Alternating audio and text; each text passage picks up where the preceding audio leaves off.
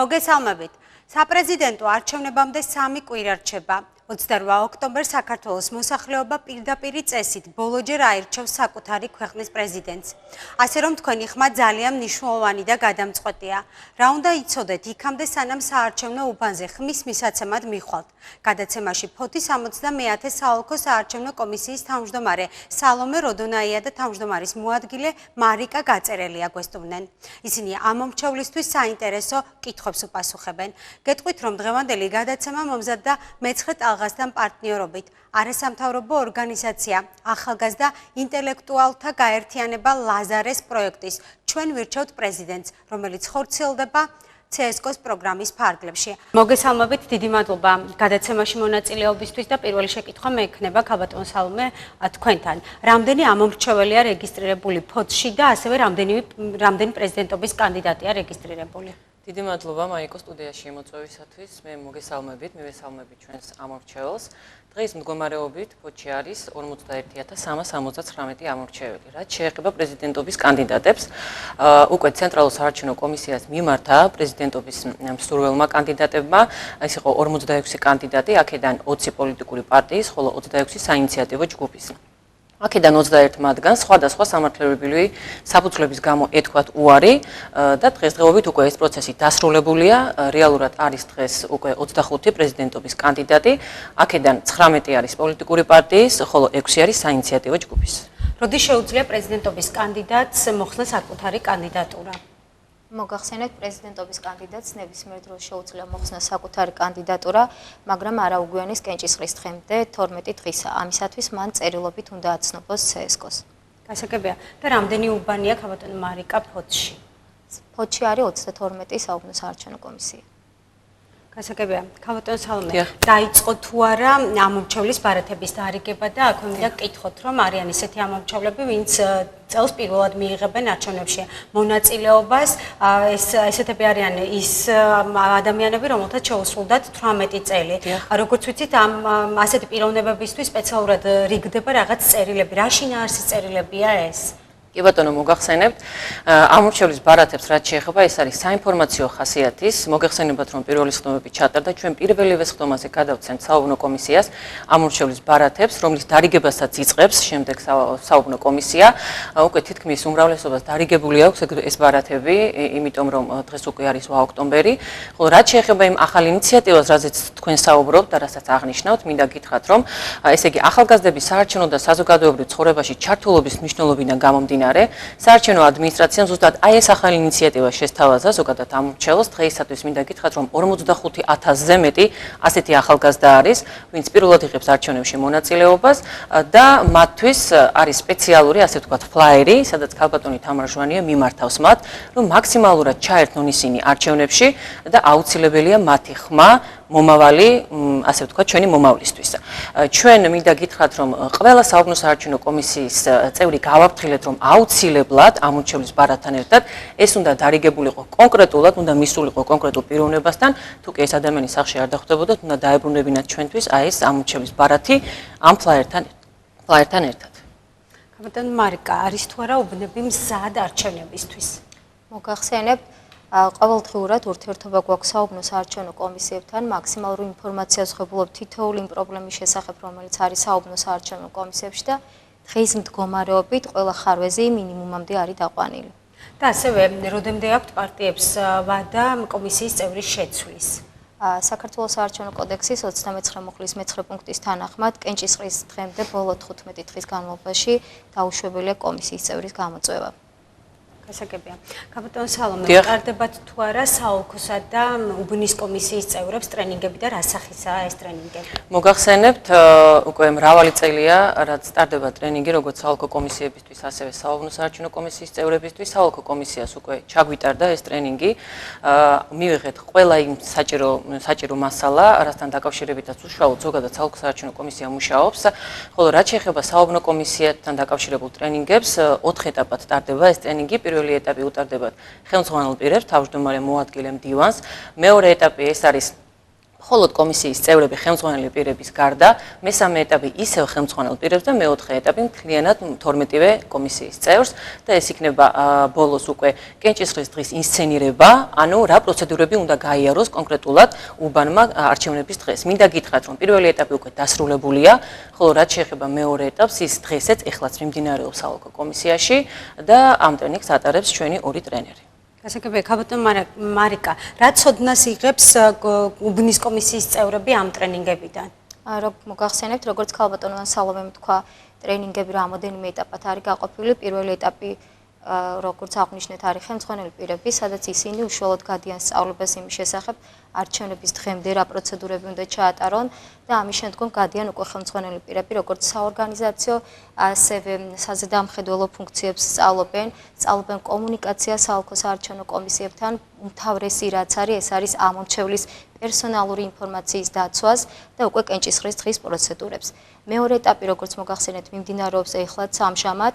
ამ მეორე ეტაპზე არიან დანარჩენი კომისიის წევრები, ესწრებიან და ისინი უშუალოდ თავიანთ ფუნქციებს სწავლობენ.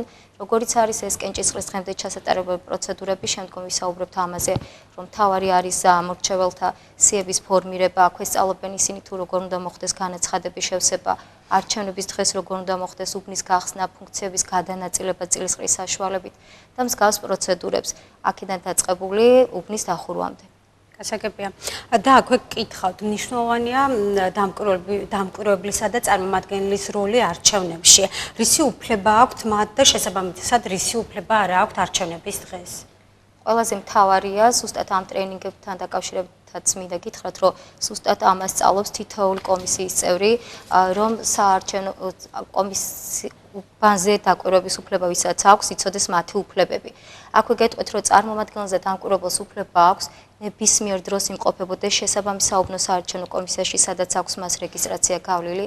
შეუძლია ნებისმიერ დროს მისივე სუბიექტის წარმომადგენელი ჩაენაცვლოს, მაგრამ უბანზე ერთდროულად არ უნდა ხდებოდეს ორი წარმომადგენლის ან ორი ადგილობრივი თვითდამკვირვებლის ყოფნა. მათ შეუძლიათ თანმიმდევრულად დააკვირდნენ ყველა პროცედურებს, რაც მიმდინარეობს უბანზე, არჩევნებზე, როგორ მიდის ამომრჩეველი, როგორ აძლევს ხმას, აგრეთვე შეუძლიათ ფუნქციების გადანაწილება იქნება ეს თუ საარჩევნო უბნის დახურვა, ყველაფერს შეუძლიათ თვალყური ადევნონ. აგრეთვე ხმების დათვლის პროცედურას, მაგრამ მათ ეკრძალებათ გარკვეული რაღაცები, რაც აუცილებლად უნდა დაიცვან იმისათვის, რომ უბანმა სრულ კარგად იმუშაოს. ეს არის პირველ რიგში აუცილებლად უბანზე თითოეული უნდა იმყოფებოდეს, თავისი სამკერდი ნიშანს უნდა ატარებდეს, რითაც ვახდეთ იდენტიფიცირებას, საიდან არის ის, არავითარ შემთხვევაში არ უნდა ჩაერიოს უბნის მუშაობაში, აგრეთვე არ უნდა მოახდინოს გავლენა ამომრჩეველზე, რომელიმე სუბიექტის სასარგებლოდ ან საწინააღმდეგოდ, არ უნდა ატარებდეს რომელიმე სუბიექტის მანიშნებელ ლოგოს ან აგიტაციას ეწეოდეს.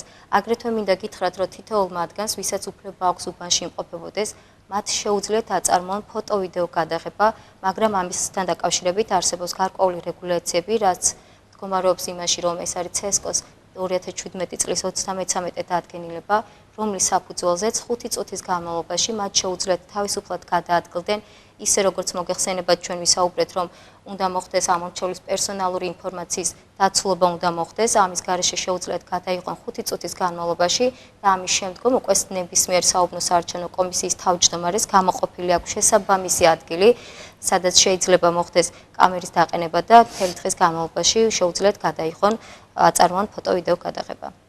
გასაგებია.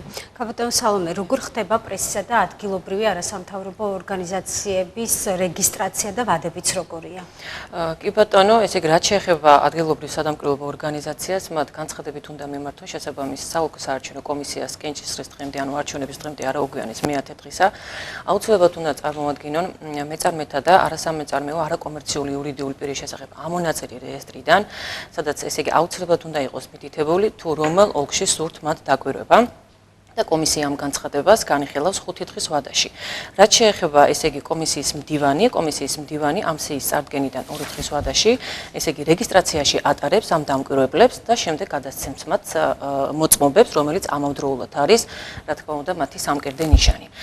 მე მინდა გითხრათ, რომ წელს უკვე დაინერგა ესეთი ელექტრონული რეგისტრაცია დამკვირვებლების, ჩვენთანაც მოხდა უკვე დამკვირვებლების რეგისტრაცია, ჩვენ შევთავაზეთ მათ ეს სერვისი, სურდა თუ არა მათ ელექტრონულ მinimalურად რეგისტრაცია ადგილობრივი დამკვირვებლების, იყო მათგან ამისი სურვილი და ეს ნიშნავს რას? ესე იგი, ეს ძირითადად არის კარგი იმისათვის, რომ ფაქტიურად სანდოობას ნიშნავს უშუალოდ დამკვირვებელთან ურთიერთობაში და ეს არის ძალიან კარგი სერვისი, რომელიც ცენტრალურმა საარჩევნო კომისიამ წელს უკვე შესთავაზა ადგილობრივ სადამკვირვებლო ორგანიზაციას. გამოიყენეს ანუ 70-ე საოლქო საარჩევნო კომისიაში. დიახ, გამოიყენეს, იმიტომ რომ ერთი უკვე მოგმართა ჩვენ ადგილობრივმა სადამკვირვებლო ორგანიზაციამ და ჩვენ რომ შევთავაზეთ ეს სერვისი, მათგან იყო ამასთან დაკავშირებით დასტური. და შესაბამისად მოხდა ელექტრონული რეგისტრაცია. რაც შეეხება პრესას.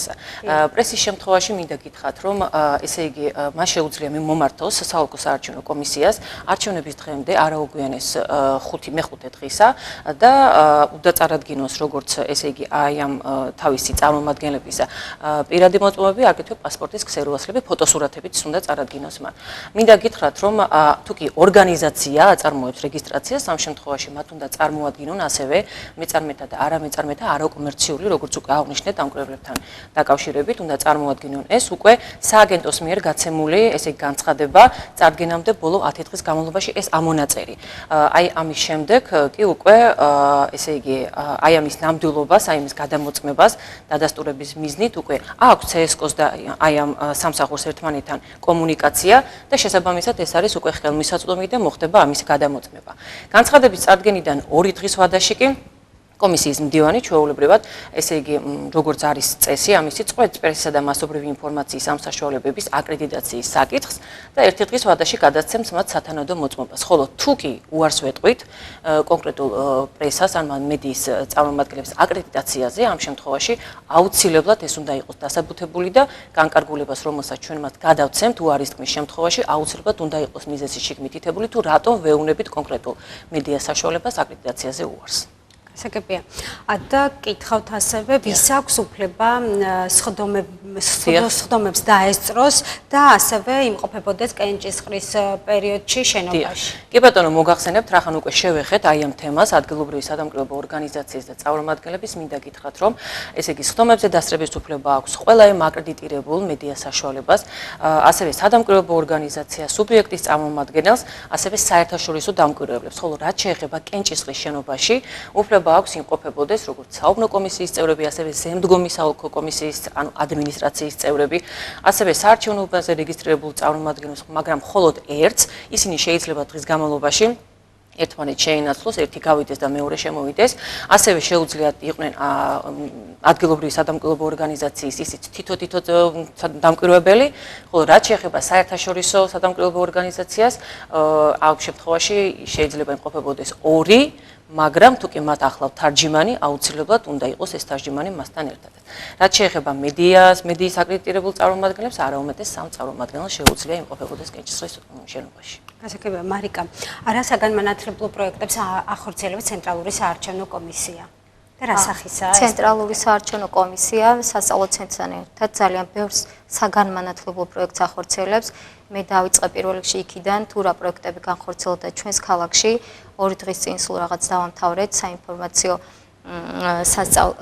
პროექტი, ეს არის ვესაუბრებით ამომრჩევლებს, რომელიც პირველი ეტაპი დაიწყო წლის დასაწყისში. ამ შემთხვევაში ჩვენ ხვდებოდით ამომრჩევლებს თავშეყრის ადგილებში, სადაც ისინი თავს იყრიდნენ. და ჩვენ ვაწვდიდით ინფორმაციას, როგორც მოგეხსენებათ, პირდაპირ წესით წელს ბოლოჯერ აირჩევა საქართველოს პრეზიდენტი. ამის შესახებ ვაწვდიდით ინფორმაციას იმის შესახებ, თუ საარჩევნო ადმინისტრაცია როგორ მუშაობს, რისი უფლება გააჩნია და თვითონ ამომრჩევლს რისი უფლება აქვს. ამის შემდგომ მათ ვთავაზობდით ჩვენთან ერთად შეხვედრას, საოლქო საარჩევნო კომისიაში გავმართეთ შეხვედრას, სადაც უფრო მეტი ინფორმაცია მიიღეს მათ დაწყებული საარჩევნო ისტორიიდან დამთავრებული კენჭისყრის დღემდე. ამ 2 დღის წინ დავამთავრეთ მის ფარგლებში შედიოდა ესევე აქცია იპოვე შენი თავი, იპოვე შენი უბანი, როდესაც ჩვენ ამომრჩევლებს თავაზობდით სერვისს, რომ მიგვეწოდებია მათთვის ინფორმაცია, თუ რომელ უბანზე იყვნენ რეგისტრირებული და აძლევდნენ ხმას. აგრეთვე ვესაუბრეთ იმ ინოვაციების შესახებ, რაც აქვს ცენტრალურ საარჩევნო კომისიას, როგორ შეუძლიათ მათ თავიანთი ოჯახის შესახებ და თავიანთი თავის შესახებ გადამოწმონ ინფორმაცია. ეს არის CSK-ს ვებგვერდზე განთავსებული გადახდის აპარატები, ტერმინალების საშუალებით, აგრეთვე პლანშეტებისა და აიპადების საშუალებით. ასე რომ მათ მაქსიმალური ინფორმაცია მიეწოდათ, დაურიგდათ ფლაიერები, სადაც ზუსტად არის ნათქვამი, სანამდე შეეძლოთ სიებში ცვლილება გაენახორციელებიათ და უზუსტების შემთხვევაში როგორ უნდა მოქცეულიყვნენ. შემდგომი საგანმანათლებლო პროექტი არის ესეთი ძალიან კარგი და საინტერესო, რომელიც უშუალოდ CSK-ს უკავშირდება და მისი ინოვაცია არის განვითარების სკოლა. საზაფხულო განვითარების სკოლა, რომელიც რამოდენიმე წელიწადია უკვე ფუნქციონირებს, შესაბამისად ჩვენს ქალაქშიც წელს ყავდა საზაფხულო განვითარების სკოლის 13 მოსწავლე, რომელმაც წარჩინებით გაიარა ორკვირიანი ტრეინინგის კურსი, ეს მოიცავდა აბსოლუტურად ყველაფერს, დაწყებული იქიდან თუ მოგეხსენებათ, რომ წელს არის მრავალმანდატიანი საარჩევნების 100 წლის იუბილე საქართველოში, ამასთან დაკავშირებით მაქსიმალური ინფორმაცია მიეწოდათ მათ საქართველოს არჩევნების ისტორიისა და თანამედროვეობის შესახებ, აგრეთვე მიეცათ საშუალება სხვა ქვეყნის ისტორიები გაეცნოთ, მოდულები საარჩევნო შედარება გაეკეთებიათ. ისინი სწავლობდნენ უშუალოდ თუ საარჩევნო ადმინისტრაცია რა საქმიანობს, ვინები არიან ჩართული არჩევნებში, ჩართული მხარეები ვინები იყვნენ და ყველაზე მეტად საინტერესო მათთვის იყო, რომ ბოლო დღეს ისინი გადიოდნენ იმიტირებულ არჩევნებს.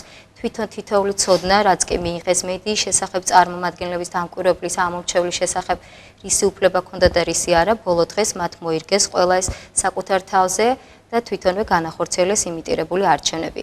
კიდევ ერთი ძალიან საინტერესო პროექტია არჩევნები და ახალგაზრდა ამომრჩეველი. მთელი საქართველოს მასშტაბით ტარდება. გასულ წელს იყო მხოლოდ და მხოლოდ ერთი სკოლა ჩვენს ქალაქში. წელს უკვე 3 სკოლამ გაიარა აღნიშნული კურსი.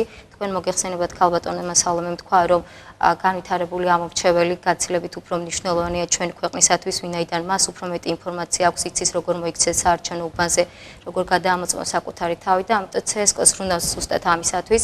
ეს კურსი გათვლილი იყო საჯარო სკოლების მე-11-მე-12 კლასელებისათვის, რომლებიც არიან პოტენციური ამომრჩევლები, მათაც როგორც საზაფხულო განვითარების სკოლამ, ასევე ხონ უფრო შემოკლებულ ვარიანტში 5 დღიანი ტრეინინგი ჰქონდათ მათ და თითოეული ტრეინინგის დღე მოიცავდა 1 საათს. გაიარეს ანალოგიური კურსი და ბოლო დღეს მათაც ჰქონდათ იმიტირებული არჩევნები და მინდა გითხრათ, რომ არჩევნები და ახალგაზრდა ამომრჩეველში იმიტირებულ არჩევნებში მონაწილეობა მიიღო არა მარტო მონაწილეებმა, არამედ მთელი სკოლა იყო ჩართული ამ პროცესში. ძალიან საინტერესო პროექტია ასევე CSK-სა და სასწავლო ცენტრის მიერ ერთობლივად განხორციელებული, ეს არის ადმინისტრატორთა კურსები, რომელიც რამოდენიმე წელიწადია ხორციელდება, წელსაც განხორციელდება ჩვენს ქალაქში. 3 ეტაპად მიმდინარეობდა ეს ტრეინინგი, თითოეული ტრეინინგი მოიცავდა 3 დღეს და თითოეული დღე იყო 3 საათიანი.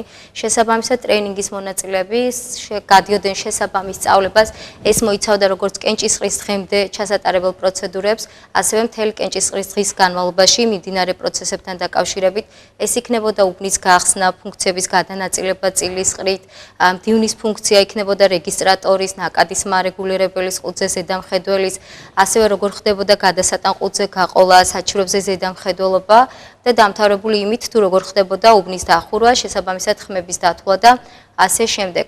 თითოეულ მათგანმა როგორც სხვა პროექტებში, ასევე ზემოთ არ გვიხსენებია, მაგრამ თითოეული პროექტის დასასრულს თითოეულმა მონაწილემ მიიღო შესაბამისი სერტიფიკატი, ასევე ადმინისტრატორთა კურსები, ვინმეც გაიარა, მათმაც მიიღეს შესაბამისი სერტიფიკატი და თითოეული ეს სერტიფიცირებული მონაწილე, რომელიც ჩვენ გვყავს, ძირითადად ყველა საქმდება ხოლმე საუბნო საარჩევნო კომისიაში, ვინაიდან ისინი უკვე კვალიფიციური და გამოცდილი კადრები არიან.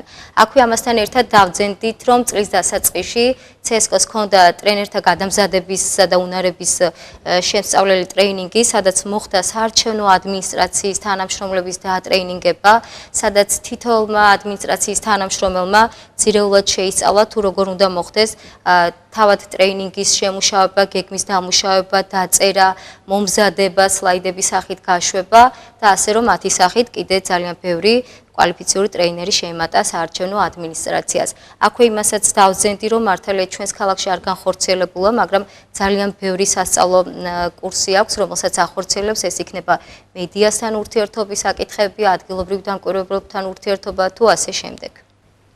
და რა უნდა იცოდეს ამომრჩეველმა?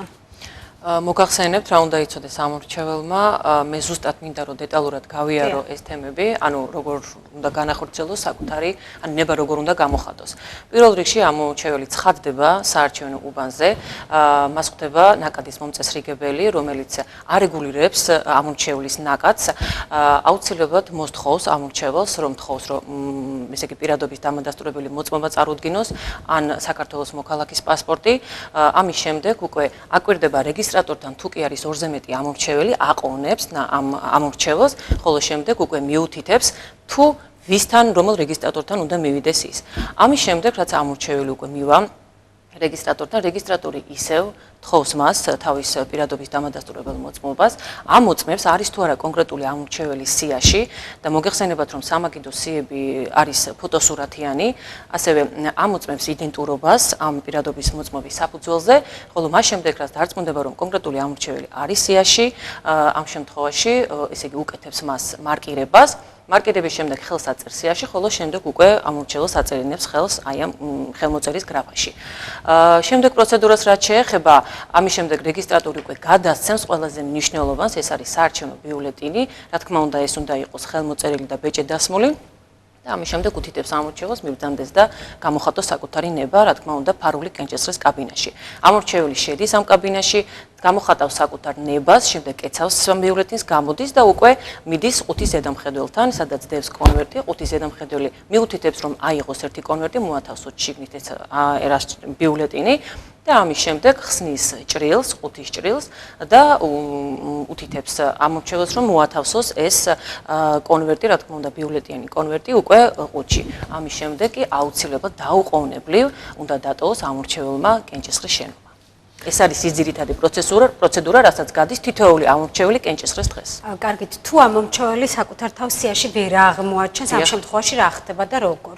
რა უნდა გააკეთოს ამორჩეველმა? თუ კი ამორჩეველი სიაში არ არის, ამ შემთხვევაში ვერაფერს ვერ ვიზამთ, იმიტომ რომ როგორც უკვე მარიკამ ისაუბრა ამ თემასთან დაკავშირებით და რაღაც გარკვეული კუთხით შევეხეთ ამ თემას, მინდა გითხრათ, რომ არის ვადები, რა ვადაშიც თუ კი ამორჩეველმა ვერ ნახა საკუთარი თავის სიაში, ან არასწორად არის მისი მონაცემების სიაში, მას შეუძლია კონკრეტულად უბანზეც, ასევე საოლქოში შეუძლია მოვიდეს, დაწეროს განცხადება, რომ ან არასწორად მისი მონაცემები მითითებული, ან არ არის სიაში და შესაბამისად ეს ხარვეზი გამოსწორდება, თუ კი ვერ გამოსწორდება, ამ შემთხვევაში თანხმობაც და უარით განკარგულებით ეცნობება კონკრეტულ ამორჩეველს. და როგორი კატეგორიის ადამიანებთან მიაქვთ გადასატანი ყუთი ამ საკითხსაც რო შევეხოთ? ეხლავე მოგახსენებათ, როგორც ჩვენ ვისაუბრეთ, საუბნო საარჩევნო კომისია კენჭისყრის დღემდე მთავარი ფუნქცია აქვს ამორჩეველთა სიებთან მუშაობა, როგორც ქალბატონმა სალომემ აღნიშნა, თუ კი ამორჩეველი სიაში არ არის, უკვე ვთქვით ამის შესახებ რა უნდა გააკეთოს, თუ კი ამორჩეველი ამორჩეველთა ერთიან სიაში არის, მაგრამ არჩევნების დღეს ვერ ახერხებს უბანში მისვლას ავადმყოფობის გამო, ან იმყოფება ჩვენ შემთხვევაში არ არის, მაგრამ კანონში მითითებულია ძნელად მისადგომ ადგილას, ამ შემთხვევაში მან წერილობით უნდა აცნობოს შესაბამის საუბნო საარჩევნო კომისიას ან შესაბამის საოლქო საარჩევნო კომისიას, თუ არა და სატელეფონო შეტყობინების სახით უნდა დაუკავშირდეს შესაბამის საუბნო საარჩევნო კომისიას. აქვე მოგახსენებთ, რომ მარტო განაცხადის გააკეთება არ არის საკმარისი იმისათვის, რომ ესა თუ ის პიროვნება აუცილებლად მოხდება გადასატანი ყუთის სიაში. გამომდინარე იქიდან, რომ კანონი გვსხუდავს ჩვენ უპირველეს ყოვლისა, რომ თუ კი ამორჩევლის კონკრეტულ ბანზე რეგისტრირებული ამორჩევლის 3%-ზე მეტი იქნება, ამ შემთხვევაში აუცილებლად თითოეულ გადაცილებულ პიროვნებაზე საუბნო საარჩევნო კომისია უკავშირდება საოლქო საარჩევნო კომისიას, რომელიც გადაწყვეტილებას განკარგულების საფუძველზე იღებს, ესა თუ ის პიროვნება შეიყვანოს თუ არა გადასატანი ყუთის სიაში. აქვე მინდა გითხრათ, როგორც ვთქვით, რომ გარანტია არ არის, რომ ზარი შემოვიდა ან და განაცხადი გააკეთა საუბნო საარჩევნო კომისიაში, აუცილებელი არის ზუსტად უბანი იმისათვის ფუნქციონირებს, რომ გადაამოწმოს ეს ინფორმაცია, ნამდვილად ესაჭიროება თუ არა მას გადასატანი ყუთი, აგრეთვე აუცილებელია უბანი, რა თქმა უნდა, ამას თვალყურს ადევნებს მისი იურიდიული მისამართი და ფაქტობრივი მისამართი შესაბამის უბნის საზღვრებთან როგორ არის მიმართებაში, იმიტომ რომ მოგეხსენებათ, თუ კი რეგისტრაციის მისამართი იურიდიული აქვს შესაბამისი უბნის საზღვრებში შედის, მაგრამ ჯანმრთელობის მდგომარეობის გამო ის წევს ვთქვათ უბნის საზღვრებს გარეთ, ვერანაირად გადასატანი ყუთის საშუალებით ხმას ვერ მიცემს, იმიტომ რომ ყუთი ერთი უბნიდან მეორე უბანში ვერ გავა. აქვე მინდა გითხრათ, რომ კომისიები, საუბნო საარჩევნო კომისიებს აქვთ აგრეთვე განცხადების სხვადასხვა ფორმები, რომლებიც პირველი სხდომისთანავე მიეწოდებათ მათ, ესენი არის თუ კი ამორჩეული იმყოფება უცხოეთში, ან არის ამორჩეულთა ერთიან სიაში გარდაცვლილი პიროვნება, რომელიც ცოტა არ იყოს მძიმე საკითხი არის ამორჩეულთა სიებს, როდესაც ვეხებით მუდმივად ამაზე მიმდინარეობს საუბარი. ამ შემთხვევაში თუ კი რომელიმე ოჯახის წევრი აღმოაჩენს, რომ ამორჩეულთა სიაში არის გარდაცვლილი პიროვნება, უნდა მიმართოს შესაბამის საუბნო საარჩევნო კომისიას, რომელსაც აქვს განაცხადის ფორმა, რომლის შევსების საფუძველზე მოგვაწვდის საუბნო საარჩევნო კომისია ჩვენ შესაბამის ორგანოებს გადავცემთ და ვიზრუნებთ იმაზე, რომ ამორჩეულთა ერთიანი სიიდან მოხდეს გარდაცვლილი პიროვნების ამოღება. და მოგახსენოთ სპეციებთან დაკავშირებით, რომელშიც შეიყვანებიან საარჩევნო ადმინისტრაციის თანამშრომლები, რომლებიც თავიანთი საქმიანობიდან გამომდინარე არჩევნების დღეს ვერ ახერხებენ რეგისტრაციის მიხედვით იმყოფებოდნენ უბანზე და მისცენ ხმა. აქვე შეიყვანებიან ის პიროვნებები, რომლებიც ჯანმრთელობის მდგომარეობის გამო საავადმყოფოებში არიან განთავსებულები, ამომრჩევლები, რომლებიც კენჭისყრის დღეს იმყოფებიან პენტენციალურ დაწესებულებაში, საქართველოს თავდაცვისა და შინაგან საქმეთა სამინისტროს სამხედრო ძალებისა და შენაერთების ვადიანი და საკონტრაქტო სამსახურის სამხედრო მოსამსახურეები და კენჭისყრის დღეს სხვა სახელმწიფოში მყოფი ამორჩეველი. კაპიტან სალომე, რა სერვისს თავაზობს ცენტრალური საარჩევნო კომისია შეზღუდული შესაძლებლობის მქონე პირებს, სმენადაქვეითებულებს და ასევე ყრუ ამომრჩევლებს? მოგახსენებთ, ეს არის ძალიან მნიშვნელოვანი საკითხი. წლების განმავლობაში ცენტრალური საარჩევნო კომისია მუშაობს ამ საკითხებზე, ამიტომ როგორც განვიხილეთ დეტალურად ამორჩევლის, ასე ვთქვათ, მოსვლა უბანზე, მინდა დეტალურად შევეხო აი ამ საკითხებს. ყველანაირი სერვისი არის ცენტრალური საარჩევნო კომისიის მხრიდან შემუშავებელი ზუსტად ასეთი ამორჩევლებისთვის, რათა დახმარება გაუწიოთ მათ და მათ გაუჩნდეთ სურვილი მონაწილეობა მიიღონ არჩევნებზე და გამოცხადდნენ კონკრეტულად კენჭისყრის შენობაში. რაც შეეხება პირველ შემთხვევაში შევეხები ყრუ და სმენადაქვეითებულ ამორჩევლებს, თუ როგორ უნდა მოიქცეს კონკრეტულად კომისიის წევრი მასთან ურთიერთობაში, თუ კი ამორჩეული მიუთითებს, რომ მას არ ესმის, ან არ შეუძლია საუბარი, აუცილებლად უნდა ეკონტაქტონ მათ წერილობით, თუ მან არ იცის კენჭისყრის პროცედურა, აუცილებლად უბანზე არის გაკრული პოსტერი, რის საშუალებითაც მას შეუძლია გაიგოს, თუ როგორ წარიმართება კონკრეტულად აი ეს პროცედურა. არსებობს აგრეთვე საინფორმაციო ცენტრის ვიდეოზარები, რის საშუალებითაც მათ შესტურ ენაზე შეუძლიათ მიიღონ ყველა საკითხთან დაკავშირებით ინფორმაცია და ეს არის ძალიან კარგი სერვისი ცენტრალური საარჩევნო კომისიის მიერ შეთავაზებული და ასევე ყველაზე მნიშვნელოვანი, რაც უკვე აღმოჩნდეთ, უნდა იყოს პოსტერი გაკრული საარჩევნო უბანზე.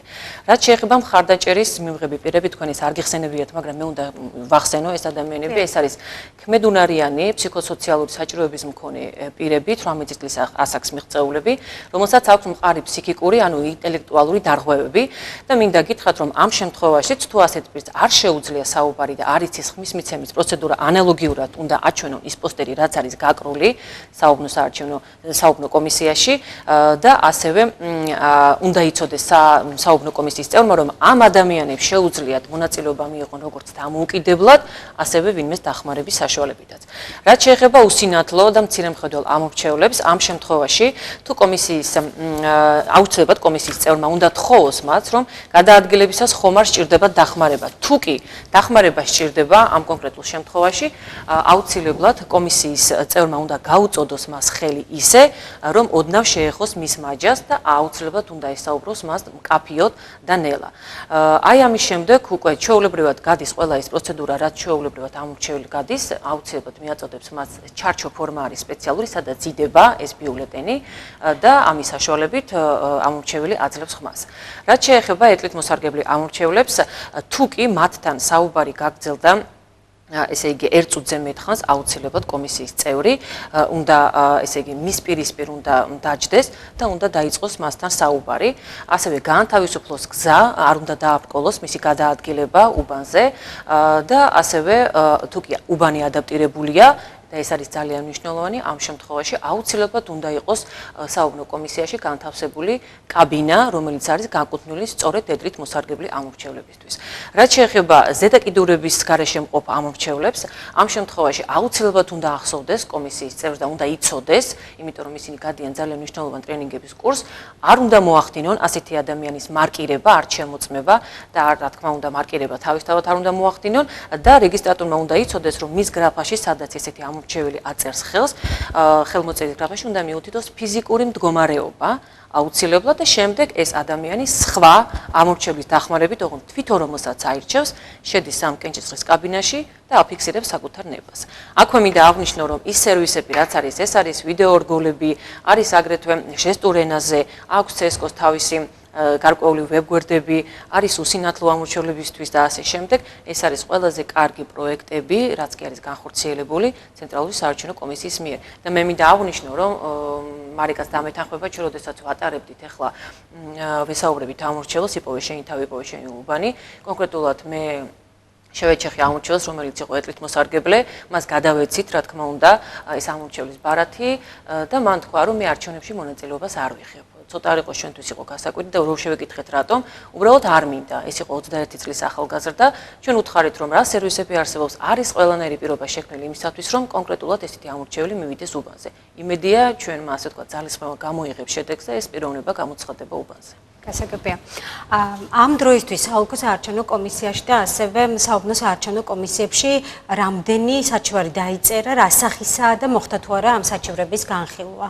მოგახსენებთ, ამ დროისათვის არის საოლქო საარჩევნო კომისიაში 3 საჩივარი და საუბნო საარჩევნო კომისიაში 9 საჩივარი. ყველა ეს საჩივრები დაიწერა პირველი სხდომის დღეს.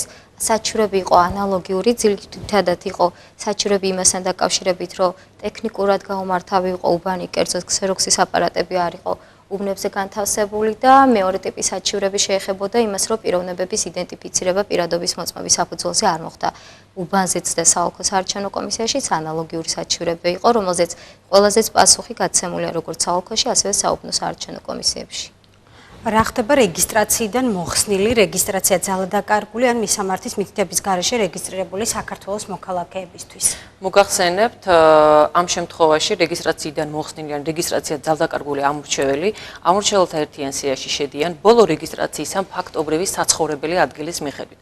ხოლო რაც შეეხება მისამართის მითითების გარეშე რეგისტრირებულ პირებს, ისინი ამორჩეველთა ერთიან სიაში შედიან სახელმწიფო სერვისების განვითარების სააგენტოს მონაცემთა ელექტრონულ ბაზაში არსებული ფაქტობრივი საცხოვრებელი ადგილის მიხედვით. სწორედ აი ამ თემებთან დაკავშირებით იყო ჩვენი შეხვედრები ამორჩეველთან და დიდი იმედი მაქვს, რომ ისინი გამოცხადდნენ შესაბამის სააგენტოში და გააკეთეს განაცხადი ამასთან დაკავშირებით. და ნაქვე კითხავთ, რა უსაფრთხოების ზომები მოქმედებს არჩევნების დღეს? მოგახსენებთ, როგორ იქნება ამ ამორჩეველის ხმა დაცული? მოგახსენებთ, უკვე ეს ინიციატივა დაიწყო 2016 წლიდან. მოგეხსენებათ, რომ სულ ახლახან იყო ცენტრალურ საარჩევნო კომისიასა და შინაგან საქმეთა სამინისტროს შორის გაფორმდა ურთიერთშეთანხმების მემორანდუმი, რაც ითვალისწინებს იმას, რომ მაქსიმალურად იყოს დაცული ყველა ზომა იმისათვის, რომ მშვიდ გარემოში, უსაფრთხო გარემოში მისცეს ამორჩეველმა ხმა. მინდა გითხრათ, რომ ამასთან დაკავშირებით ცენტრალური საარჩევნო კომისიის პრესსპიკერმაც განაცხადა, რომ წინა წელს არც ერთი ძალადობრივი ფაქტი არ ყოფილა დაფიქსირებული საარჩევნო უბნებზე და ეს რა თქმა უნდა ძალიან კარგია ზოგადად ჩვენთვის საარჩევნო ადმინისტრაციისათვის.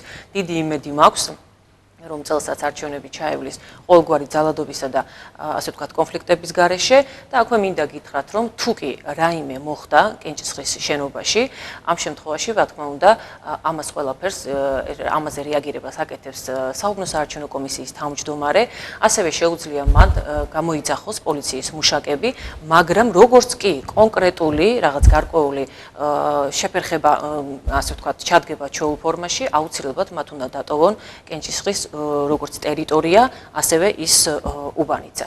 მაგრამ შეიძლება ისინი დროებით განთავსდნენ მიმდებარე ტერიტორიაზე, თუ კი თავმჯდომარე მიიჩნევს, რომ შეიძლება კიდევ რაიმე მიჩინოს თავი. ამიტომ მე ძალიან დიდი იმედი მაქვს და მივესალმები ამ ინიციატივას და მინდა ვიმედოვნებ, რომ ყველაფერი იქნება ძალიან კარგად. გასაგებია. და ქალბატონო მარიკა, რას ეტყოდით ჩვენი ეთერის საშუალებით წარმომადგენლებს, პარტიების წარმომადგენლებს და დამკვირვებლებს? პარტიების წარმომადგენლებს და დამკვირვებლებს ვეტყოდი, როგორც მოგახსენებათ, ცოტა ხნის წინ აღვნიშნეთ, რისი უფლება აქვთ მათ და ამიტომ ძალიან კარგი იქნება, თუ კი კანონის ფარგლებში მოქმედებენ, ზუსტად დაიცავენ იმ უფლებებს, რისი უფლებაც აქვთ და რისი უფლებაც არ აქვთ და მაქსიმალურად ხელშეუწყობენ საარჩევნო პროცესს, რომ წარიმართოს კარგად და მშვიდ გარემოში და მინდა მათაც წარმატებები უსურვო. და ბოლოს ქალბატონო სალომე, რას ეტყოდით ჩვენს მაყურებელს ამ ამორჩეველს, რომელმაც 28 ოქტომბერს უნდა აირჩიოს ქვეყნის პრეზიდენტი, რა მიმართვას გააკეთებთ მათთვის ჩვენი ეთერის საშუალებით? მინდა ვიმართო ამორჩეველს, ვინაიდან არიან ყველაზე მნიშვნელოვანი საპრეზიდენტო არჩევნებისათვის, ზოგადად ყველა არჩევნებთან დაკავშირებით, რადგანაც თითოეული ხმა არის ძალიან მნიშვნელოვანი. მე ვთხოვ თითოეულ ამორჩეულს გამოცხადდეს უბანზე, გამოხატოს საკუთარი ნება, ხოლო რაც შეეხება საარჩევნო ადმინისტრაცია თავის მხრივ ყველანაირად ეცდება და აკეთებს კიდეც და არჩევნების დღესაც გააკეთებს იმას, რომ მაქსიმალურად მშვიდი, კომფორტული გარემო დახვდეს თითოეულ ამორჩეულს. დიდი მადლობა ქალბატონო სალომე, ქალბატონო მარიკა, გადაცემაში მონაწილეობისთვის. მინდა წარმატებული არჩევნები გისურვოთ თქვენ და მთელ საქართველოს. მე კი გეტყვით, რომ ჩვენ ვისაუბრეთ იმაზე, თუ როგორი არჩევნები გველის და რა უნდა იცოდეთ, სანამ ხმის მისაცემად უბანზე მიხვალთ. ჩვენი გადაცემა დასრულებულია, ნახვამდის.